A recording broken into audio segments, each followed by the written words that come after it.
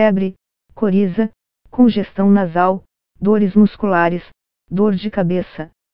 Em tempos de pandemia, a Covid-19 parece ser a primeira doença a vir à mente diante dessa combinação de sintomas, especialmente devido a uma nova variante a Omicron. Eis, então, que, sorrateiramente, um novo vírus aparece no Rio de Janeiro e acaba se espalhando a um ritmo veloz, inclusive para outros estados brasileiros. Trata-se da epidemia de influenza H3N2, a cepa predominante na mais recente temporada de gripe no hemisfério norte. Ela vem lotando emergências de hospitais no Brasil e gerando muita preocupação. Também tem levado milhares de pessoas, muitas dos quais vacinadas, a pensar que contrairão o coronavírus, quando, na verdade, estão gripadas. E há um consenso entre eles: não é possível distinguir a gripe ou a Covid-19 apenas com base nos sintomas, eles são muito semelhantes. E o diagnóstico não necessariamente se dá por exclusão.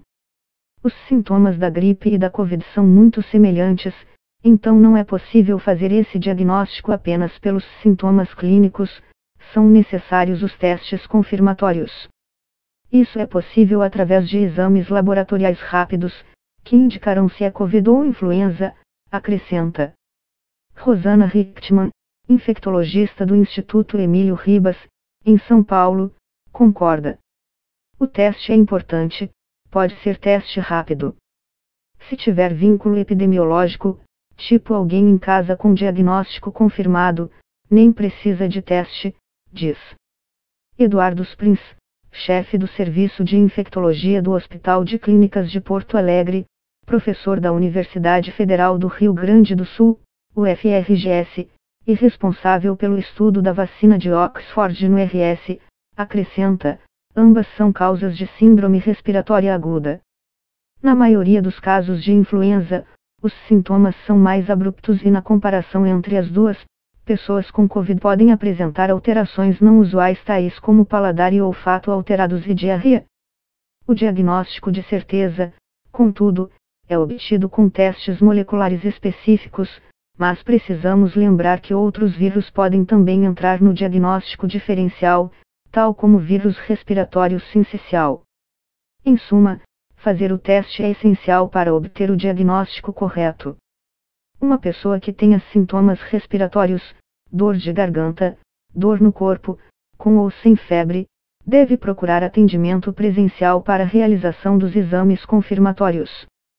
Conforme o que houver de confirmação, será feita a orientação em relação aos sinais de alarme e em relação à orientação dos contatos, quem deve fazer exame ou não, e ao tempo de isolamento, explica Stuck, da Unicamp.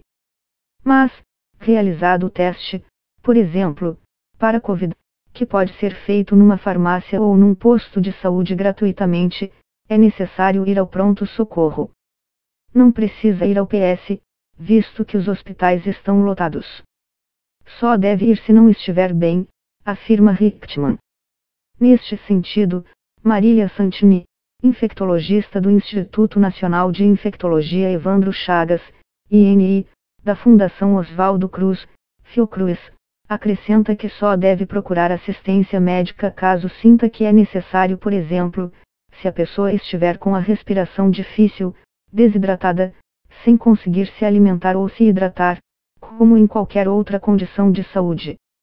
Há medicamentos tanto para Covid quanto para a gripe que podem aliviar os sintomas.